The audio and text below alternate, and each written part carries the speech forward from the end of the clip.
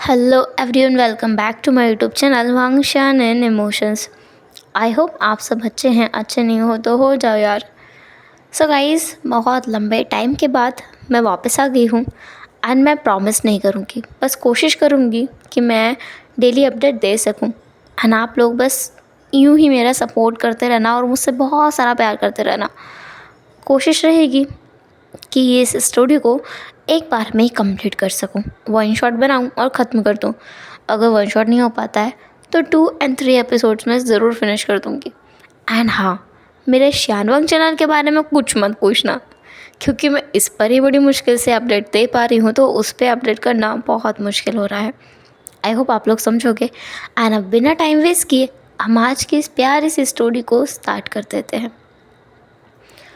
Starting होती है जहाँ पे हमें दिखता है हमारा वांग जी जो वाइट रोब्स में बहुत ही एलिगेंट दिखता है।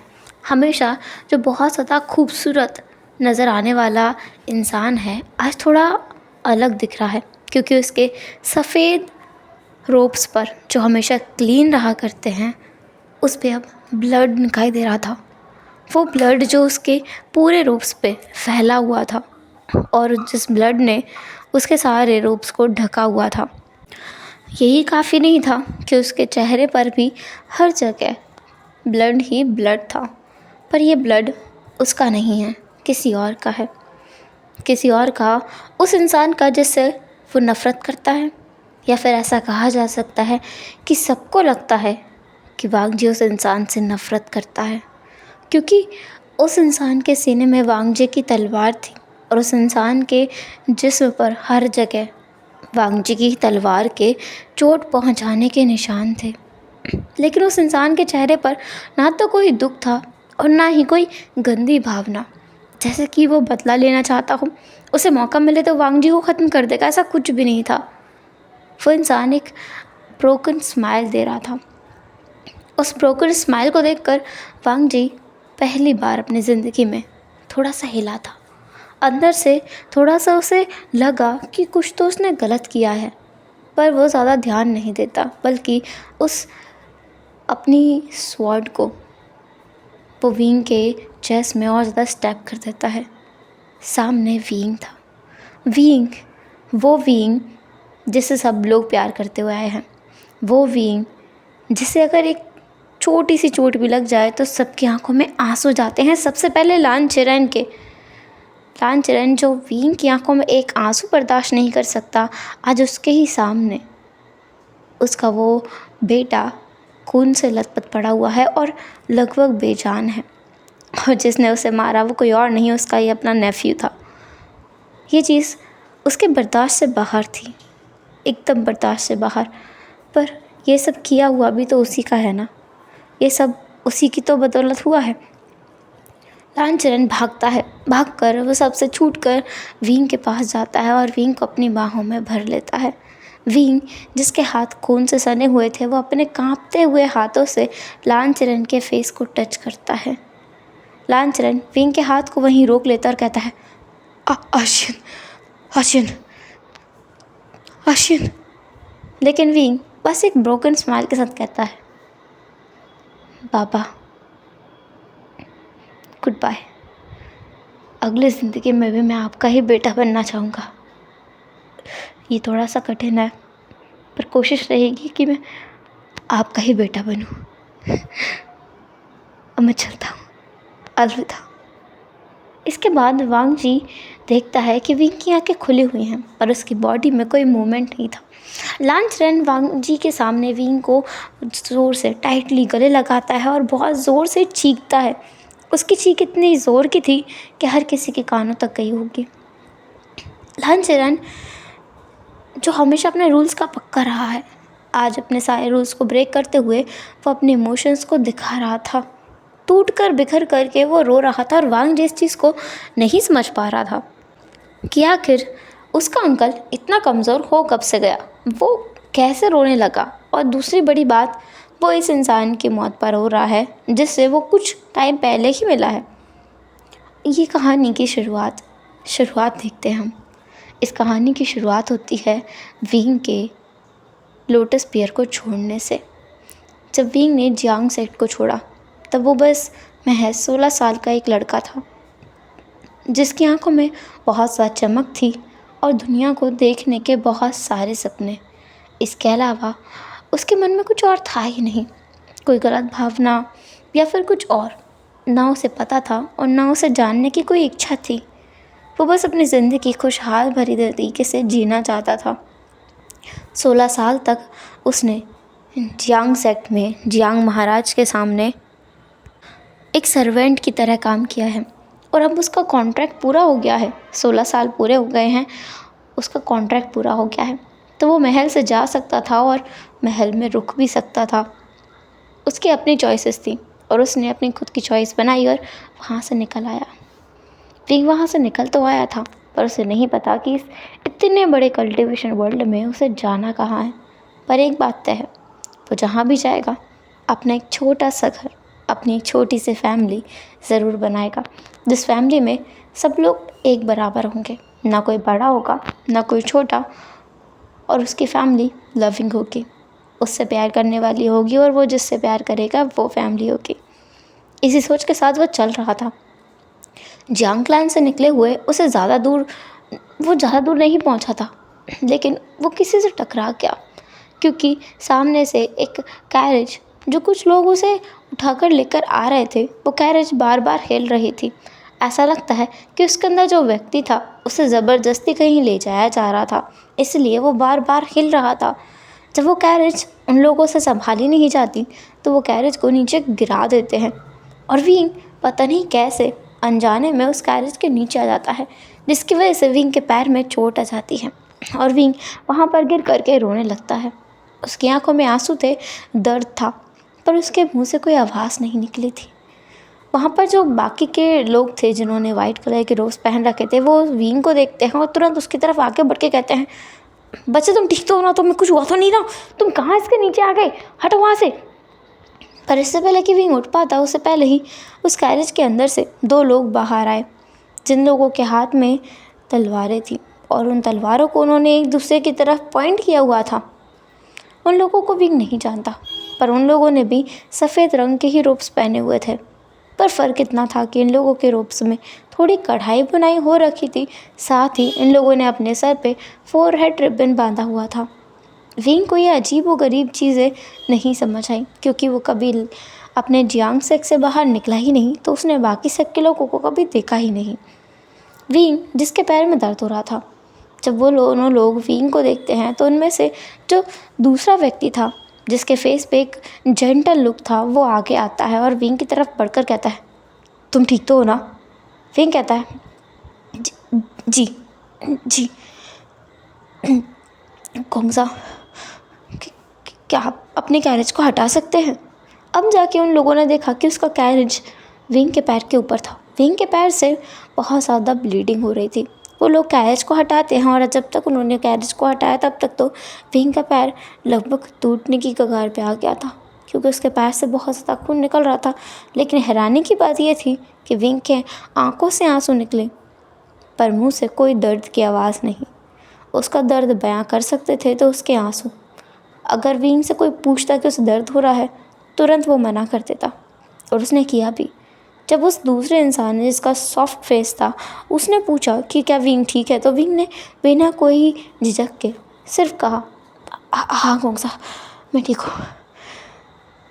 दूसरी तरफ वो जो दूसरा इंसान था, उसकी नज़रों में विंग की कोई इज्जत नहीं थी।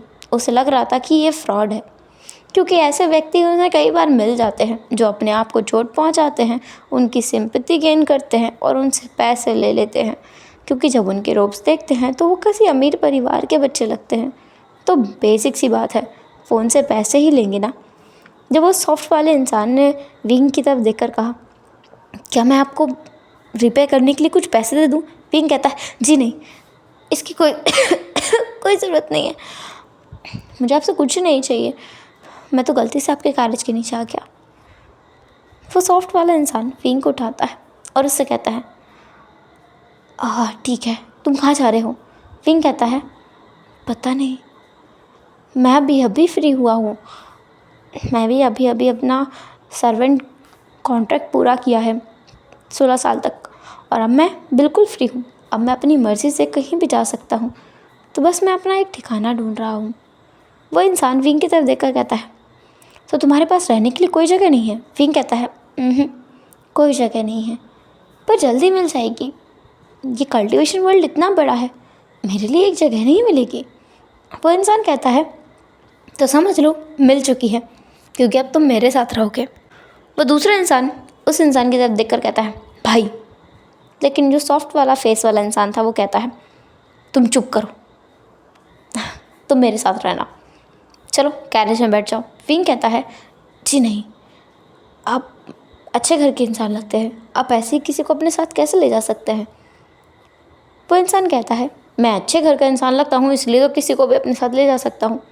और वैसे भी तुमने कहा ना तुम्हारा कॉन्ट्रैक्ट पूरा हो चुका है, तो तुम हमारे यहाँ पे काम कर सकते हो और हम तुम्हें बिना कॉन्ट्रैक्ट के रखेंगे। जब तुम्हें जाना होगा तुम घर से जा सकते हो, और जब तक तुम्हें रुकना है तुम रुक सकते हो। काम करोगे उसके बाद तुम्हें रहने के लिए और खाने के लिए सारी व्यवस्था मिल जाए करेगी। विंग तुरंत अपना सर हाँ में लाता है। ये तो उसके लिए बहुत अच्छी डील थी। इसके बाद वो कैरेज में नहीं बैठता, बल्कि कैरेज के बाहर बैठ जाता है। बाहर के जहाँ पे सब लोग पैर रख के नीचे उतरते हैं, उस जगह पे जाके विंग बैठ गया था, क्योंकि कैरेज के अंदर जाकर बैठने की हिम्मत उसके अंदर तो बिल्कुल नहीं है। उन लोगों का सफ़र लगभग 2 दिन तक चला। उस 2 दिन में कई बार उस इंसान ने विंग के घाव पर पट्टी भी लगाई और उसको दवाई भी दी। साथ ही विंग को पेट भर कर खाने के लिए मिला, जिस चीज़ की उम्मीद विंग ने की नहीं थी, क्योंकि उसे जियांगलान में भी पेट भर कर खाना खाने के लिए मिलता नहीं था। और अब जहाँ उसे मिल रहा है वो बहुत खुश है। उसकी किस्मत अचानक से ही पलट गई है जैसे। पर ये जो भी था बहुत अच्छा था। फाइनली वो अपने डेस्टिनेशन तक पहुंच गए थे। इस जगह का नाम उसने आते हुए सुना। इस जगह का नाम है गूसू। गूसू शहर, और गूसू शहर में भी लान कबीला जो कि क्लाउड रेसेस में बसा हुआ है, पहाड़ों की ऊंचाई पर। देखने में सबसे ज़्यादा खूबसूरत नज़ारा उसे यहीं देखने को मिला। विंग जो कभी भी जियांगलान से बाहर गया ही नहीं, तो उसने कभी ऐसा कोई जगह नहीं देखी जहाँ पर तालाब ना हो। पर यहाँ पे तालाब नहीं है। ये शहर तो बादलों के ऊपर है। क्लाउड रेसेस बादलों में बना हुआ है, पहाड़ों पर। बहुत ज़्यादा खूबसूरत है, उतना ही ज़्यादा ठंडा भी है। विंग को तो अपने रोब्स में बहुत ज़्यादा ठंड लग रही थी, पर वो कोई शिकायत कर नहीं सकता।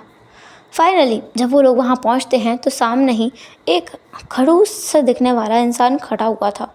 वो खड़ूस सा दिखने वाला इंसान जब अपने दोनों नेफ्यू को देखता है तो वो बहुत ज़्यादा गुस्से में आने वाला था, और गुस्से में आकर उन्हें डांटने ही वाला था। पर उससे पहले वो उसकी नज़र विंग पे जाती है। विंग जो कि एकदम साइड में एक डिसिपल के सहारे खड़ा हुआ था, क्योंकि विंग के पैर में चोट लगी है तो वो खुद से नहीं खड़ा हो पा रहा था।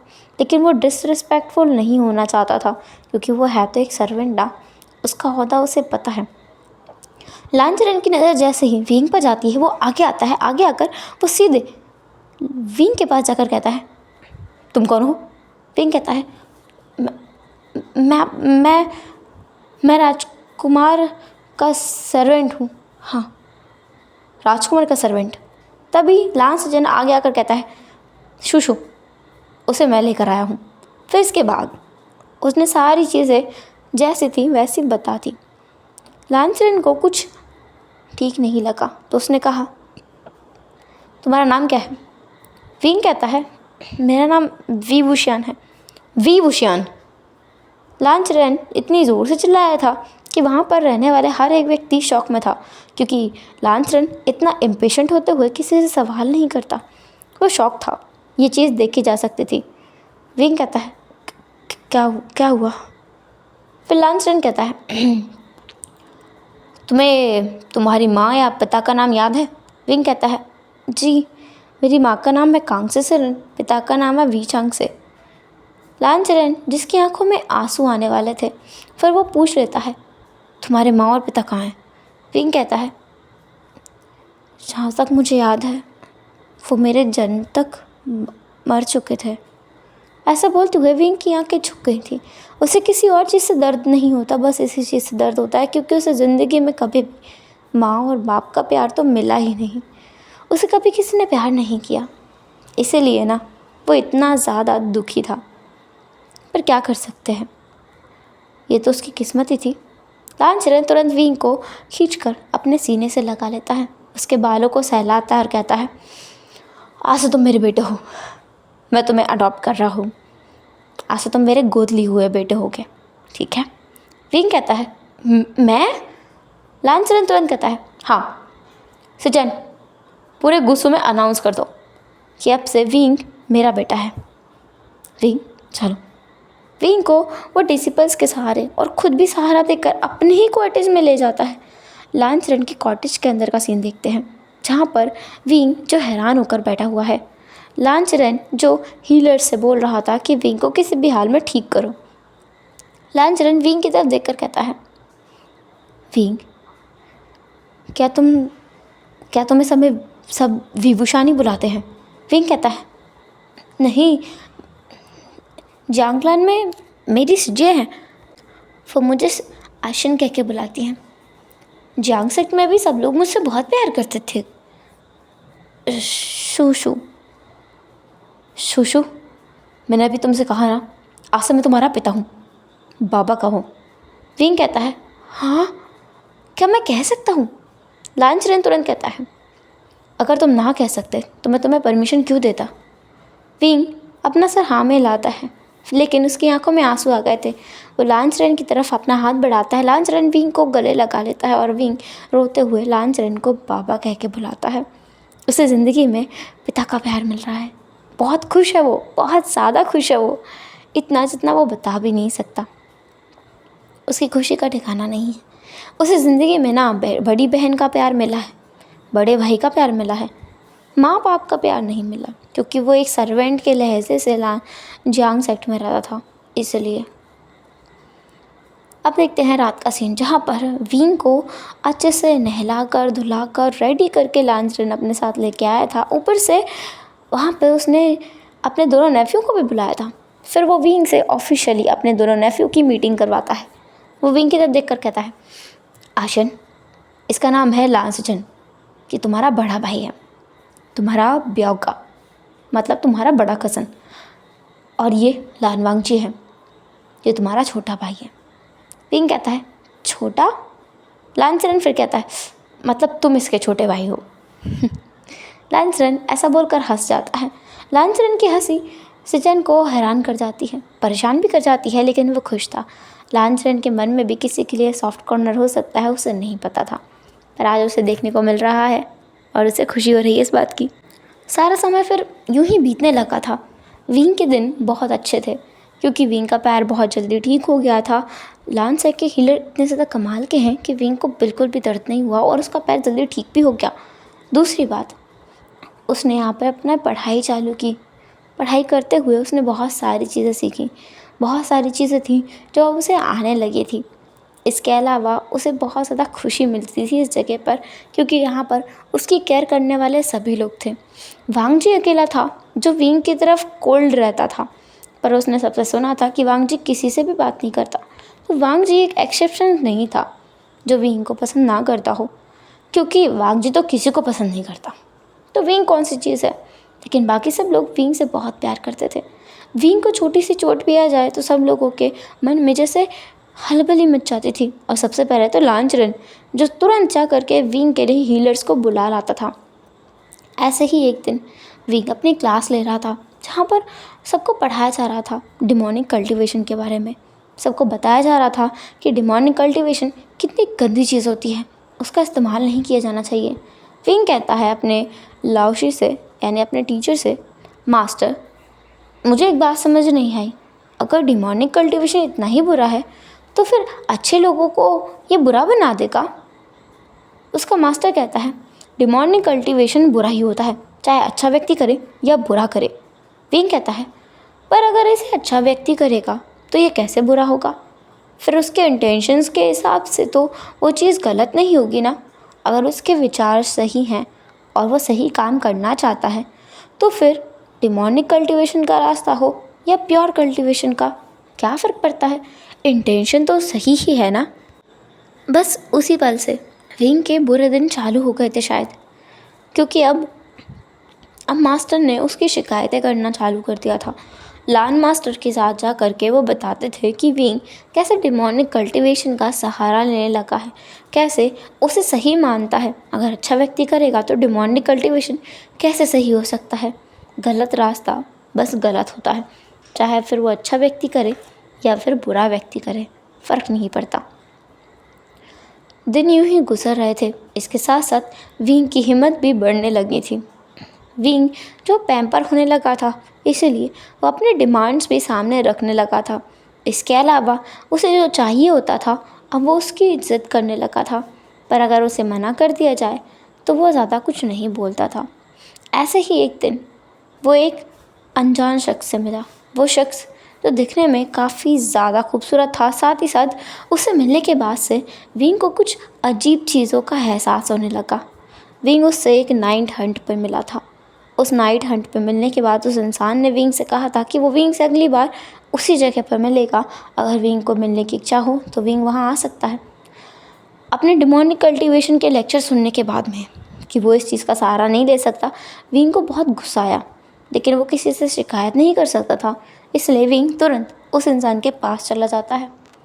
जब वो इंसान विंग से मिलता है तो बस विंग के पास बैठा रहता है। कुछ देर बैठने के बाद वो विंग से कहता है, तो बताओ क्या परेशानी है। विंग कहता है, मुझे समझ नहीं आता, मेरे घर वाले कह रहे हैं डिमोनिक कल्टीवेशन गलत है, पर कैसे गलत है, अगर अच्छा व्यक्ति करेगा तो वो सही ही है ना। वो व्यक्ति विंग के दिमाग में वही सारी चीज़ें डालने लगता है, साथ ही उसे डिमोनिक कल्टीवेशन करना भी सिखाने लगता है। विंग को बहुत सारी चीज़ों के बारे में पता चला, जैसे कि काली शक्तियाँ, काला जादू, और कैसे किसी की काली ऊर्जा को वश में करते हुए अपने काम में उसका इस्तेमाल किया जाए। सारी चीज़ों को उसने अच्छे से सीख लिया था।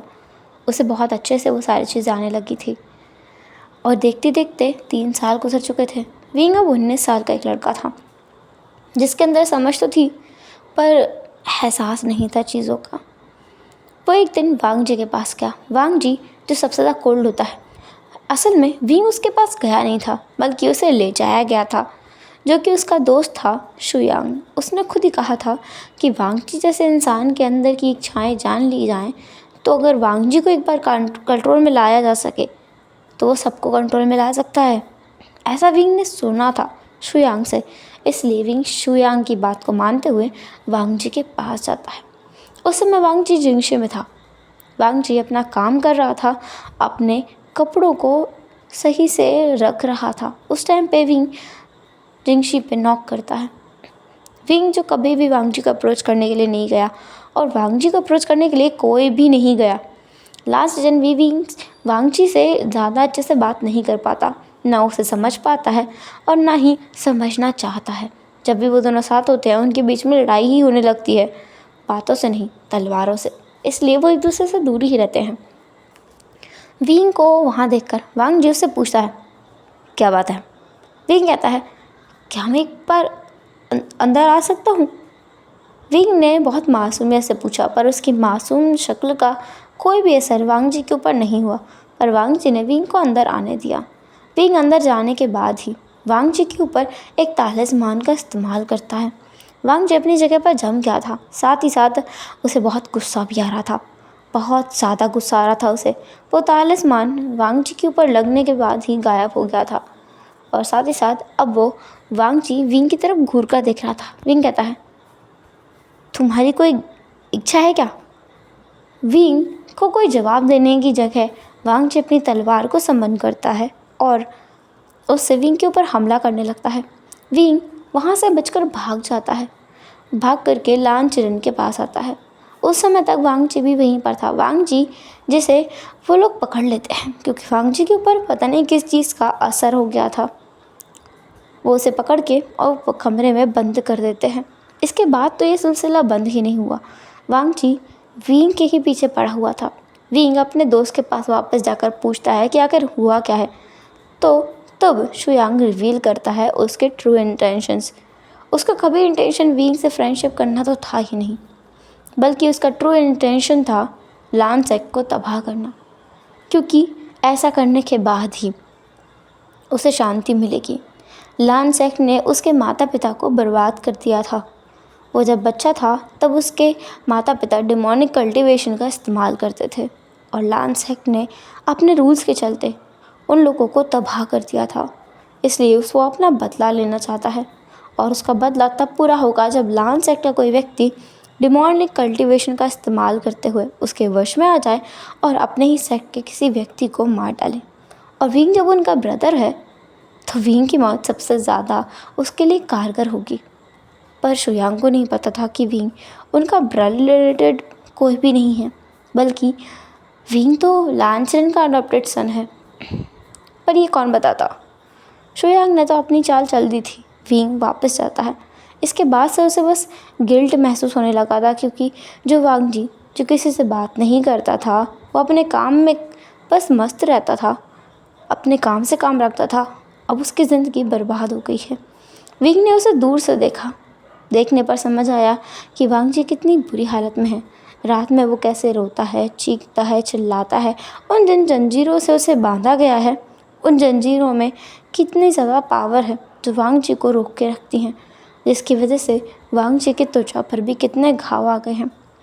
विंग जिसे काइंडनेस के वजह से सब लोगों ने एक्सेप्ट किया था, और विंग ने अपने बेवकूफ़ों में उसी घर के किसी व्यक्ति को नुकसान पहुंचा दिया। ये सदमा उससे बर्दाश्त नहीं हो रहा था। और एक दिन सुबह के समय उसने जाके वांग जी को खोल दिया, जब वांग जी नींद में था। विंग बस अपनी मौत का भी इंतज़ार कर रहा था, और हुआ भी वही जो विंग ने सोचा था। वांग जी वहाँ आया। उसने विंग को तबाह करने के लिए, उसको मारने के लिए बहुत सारे हमले किए विंग के ऊपर। उस समय तक कोई जागा नहीं था, और जब तक सब लोग जागकर वहाँ पर आए तब तक देर हो चुकी थी, क्योंकि विंग जिसके सीने के आर पार वांग जी की तलवार थी, और लांचरन भागकर विंग को बस गले लगाया हुआ था। लांचरन भी वहाँ पर था, जो बस शौक में खड़ा हुआ था। और वांग जी अब जाके अपने होश में आया था। उसके हाथ में तलवार थी, उसके सामने विंग था। विंग के पूरे बॉडी से खून निकल रहा था, और वांग जी के पूरे रूप पर खून था, जो उसका अपना नहीं बल्कि विंग का था। अब जाके उसे एहसास हुआ कि उसने किया क्या है, पर ये उसने क्यों किया। वो किसी का खून नहीं कर सकता, किसी का खून नहीं कर सकता। वो वांग जी के हाथ से तलवार नीचे तो गिरी, नीचे गिरने के साथ में ही वो बेहोश हो गया।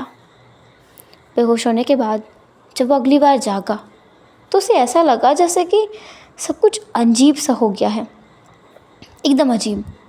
सारी चीज़ें एकदम अलग हैं, क्योंकि वो जब जागा तब वो अपने कमरे में था, साथ ही साथ सारी चीज़ें एकदम अलग थी, एकदम अलग। वो जिंगशी में है। जिंगशी में होने के साथ साथ सारी चीज़ें अलग हैं, क्योंकि उसके बदन पे कोई खून का निशान नहीं है। उसके रोब्स पहले जैसे हैं, साथ ही उसकी बॉडी थोड़ी यंग है। उसका फोरहेड रिबन बेड के साइड पे फोल्ड करके रखा हुआ है। उसके बदन पे पसीने आ रहे हैं, साथ ही उसका दरवाज़ा, खिड़की सब बंद है। ये अजीब सी चीज़ थी। वांग जी अपनी जगह से उठता है। उठकर वो सोच रहा था कि ये हो क्या रहा है। उसने अभी अभी तो एक खून कर दिया था, और अभी अभी सारी चीज़ें बदल गई। ऐसा कैसे हुआ? कितनी अजीब चीज़ है, एकदम अजीब चीज़। पर जो भी था, वांग जी थोड़ा रिलैक्स महसूस करता है। वो उठता है, उठकर सीधे विंग के कमरे की तरफ जाता है। पर जहाँ पर विंग का कमरा था वहाँ तो कुछ भी नहीं था। यहाँ विंग का कमरा हुआ करता था ना, फिर यहाँ विंग का कमरा क्यों नहीं है? पता नहीं। वांग जी को बहुत अजीब लग रहा था। जब वांग जी थोड़ा और आगे जाता है तो उसे सुबह होते हुए दिखती है। सुबह हो गई है और सारा रूटीन चालू हो गया था। लांचरन जाग चुका था, लांचरन जाग चुका था, सब लोग अपना काम कर रहे थे। वांग जी को एहसास होता है कि वो क्या सपना देख रहा था। सपना, वो भी इतना लंबा, जिसमें उसने अपनी ज़िंदगी के 3 साल बिता दिए थे। अजीब सपना है, क्योंकि अभी वो खुद ही एक 17 साल का इंसान था। कितनी अजीब चीज़ है, बहुत अजीब चीज़ है। पर जो भी कुछ था वो इस बार शांत था। लांचरन जो उसके पास आया उससे पूछने के लिए, वांग जी, शुशु ने हमसे कहा है कि हम जियांग सेक्ट जाएं। हमें वहाँ पर कुछ सामान पहुँचाना है, और हमारा जाना बहुत ज़रूरी है, क्योंकि वो सामान बहुत ज़रूरी है। उसे कोई नुकसान नहीं होना चाहिए। क्या तुम मेरे साथ चलोगे? वांगजी को याद है पिछली बार जब वो ऐसे ऐसे ही सामान पहुंचाने के लिए गए थे, तब वो विंग से टकराए थे, और विंग से टकराने के बाद क्या क्या ट्रेजेडी हुई उसे सब कुछ याद है। इस बार वो सोचता है कि क्यों ना उस वी वुशियान को वो मिले ही नहीं, तो वांगजी मना कर देता है। ना जिचन वांगजी की तरफ तलवार पॉइंट करके कहता है, ये शुशु ने कहा है कि हमें साथ में जाना है, तो तुम्हें साथ में चलना ही होगा। वांगजी ने काफ़ी बहस की, वो जितना बोल सकता था उसने बोला, पर ज़्यादा शब्द उसके पास थे नहीं। फाइनली उसे जाना पड़ा। जब वो लोग आधे रास्ते में थे तो वांगजी कहता है, मुझे बाहर निकलना है, मैं अपनी स्वॉर्ड से जाऊंगा, आप कैरेज ले सकते हैं। सचिन कहता है, शुशु ने हमसे कहा है हमें अपनी एनर्जी वेस्ट नहीं करनी है, स्वॉर्ड पर फ्लाई करते हुए नहीं जाना है, हमें कैरेज से ही जाना है। पर वांगजी निकल जाता है बिना कुछ सुने, क्योंकि वो विंग को चोट पहुंचने से पहले ही रोक लेगा। वो उसे वहाँ से उठाकर किसी और जगह पहुंचा देगा। वो अपनी फैमिली से उसे दूर ही रखेगा, क्योंकि पिछली बार जो कुछ उसने किया इसके बाद उसके मन में गिल्ट है। वो विभूषण को नुकसान नहीं पहुंचाना चाहता। वांगजी उस जगह पर पहुंचता है जहां पर वो पहली बार विंग से मिला था। अब तक विभूषण आया नहीं था, तो वांगजी सीधे जियांग क्लान के एंट्रेंस गेट पे जाता है, जहां पहुंचकर वो देखता है वहां पर जो जियांग फेमियान है, सेक्ट लीडर, वो और उनकी वाइफ मैडम यू, साथ ही साथ उनके दोनों बच्चे वो दोनों हैं। विंग जियांग चेंग और जियांग यानली को गले लगाते हुए कहता है, सिजिए गगा, मैं चलता हूँ, अब मैं एक अपनी नई ज़िंदगी की शुरुआत करूँगा। यानली कहती है, आशन अपना ख्याल रखना। जियांग चेंग विंग की तरफ देखकर कहता है, बस मरना मत, बाकी सब ठीक है।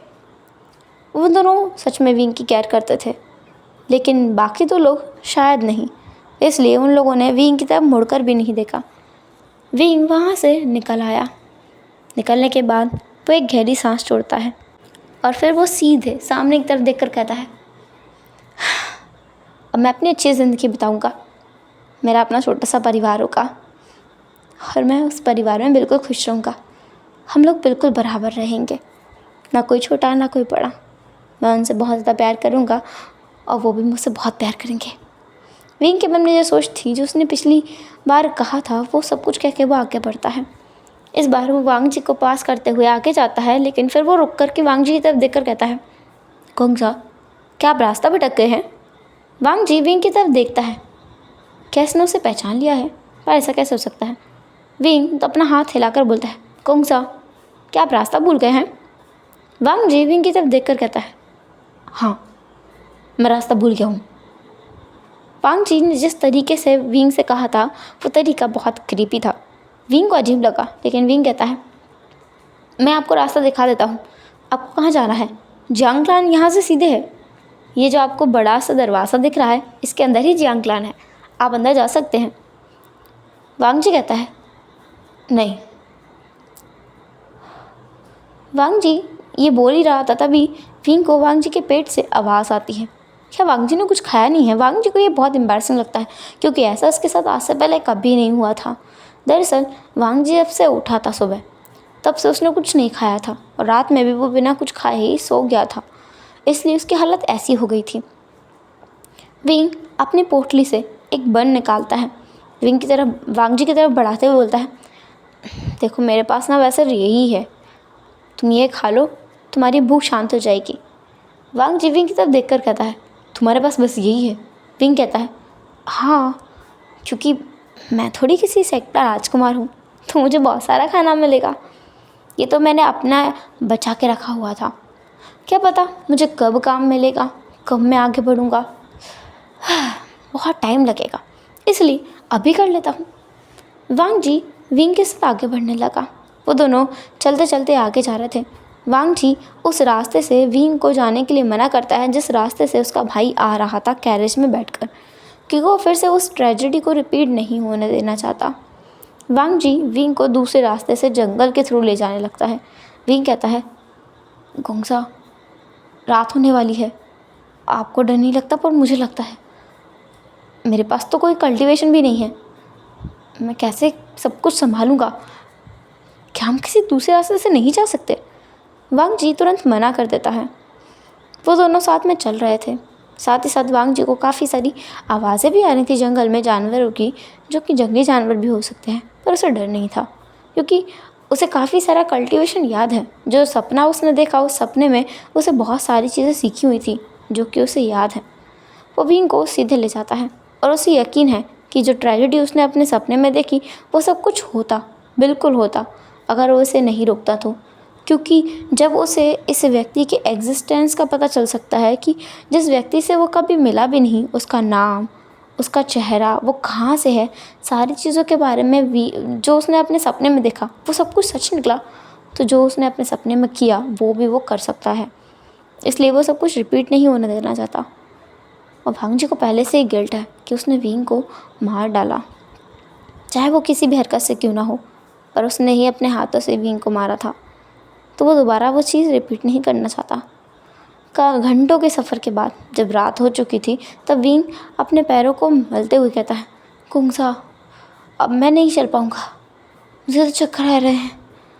विंग को भूख लगी थी, प्यास लगी थी और उसके चलने की हिम्मत अब नहीं बची थी। वांग जी विंग के हाथ को पकड़ता हुआ कहता है। इसके बाद वो अपनी स्वॉर्ड पर उड़ने लगता है। विंग कहता है, आप तो सबके पास स्वॉर्ड है, क्या आप कोई कल्टीवेटर है? वांग जी कहता है, विंग कहता है, क्या आप बात नहीं करते? वांग जी बस विंग को ग्लेयर देता है। विंग कहता है, आप तो बिल्कुल भी कुछ नहीं बोलते हैं, क्या आप भी मेरी तरह बिना परिवार के हैं? वांग जी कहता है, क्या? विंग कहता है, मैंने कहा क्या आप भी मेरी तरह बिना परिवार के हैं?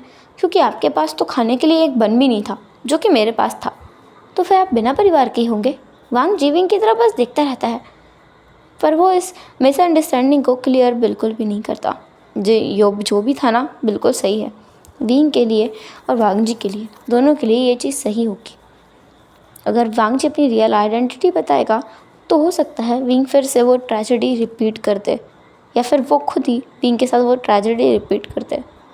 वांग जी विंग को लेकर के गूसू सिटी पहुंच जाता है। वो फिर गूसू में था। वहां पहुंचकर वो विंग के लिए एक घर खरीदता है। घर खरीदने के बाद वो उसे विंग के नाम पे करके बोलता है, आज से तुम यहीं रहोगे। विंग कहता है, खोंगसा, आपके पास इतने सारे पैसे थे तो फिर आप भूखे क्यों थे? आपने कुछ खाया क्यों नहीं? वांग जी विंग के किसी भी सवाल का जवाब नहीं देता, बल्कि वो विंग से कहता है, तुम्हारा घर ये है, रही बात काम की तो मैं तुम्हारे लिए कल ढूंढ कर दे दूँगा, ठीक है? विंग कहता है, जी। विंग को तो बहुत खुशी थी, उसे अपना घर मिल गया था। पर वांग जी जब जाने वाला था, विंग उसका हाथ पकड़ता है। वांग जी तुरंत पीछे मुड़ता है क्योंकि वांग जी को फिजिकल कांटेक्ट नहीं पसंद है। पर वांग जी विंग के इस फिजिकल कांटेक्ट को टच करते हुए ये चीज़ महसूस कर रहा था कि विंग जिंदा है, वो मरा नहीं है वांग जी के हाथों से। इस चीज़ की खुशी उसे मिल रही थी और इसलिए उसने कुछ नहीं कहा विंग से। विंग कहता है, खुंगसा, आपने मुझे घर खरीद कर दिया, पर मैं आपके इतने सारे पैसे कैसे लौटाऊंगा? वांग जी कहता है, काम करके। विंग कहता है, काम करके? क्या मैं इतने सारे पैसे लौटा पाऊंगा? वांग जी कहता है, इसके बाद वांग जी विंग से अपना हाथ छुड़ाता है और जाने लगता है। फिर विंग तुरंत वांग जी का हाथ पकड़ कहता है, खुंगसा।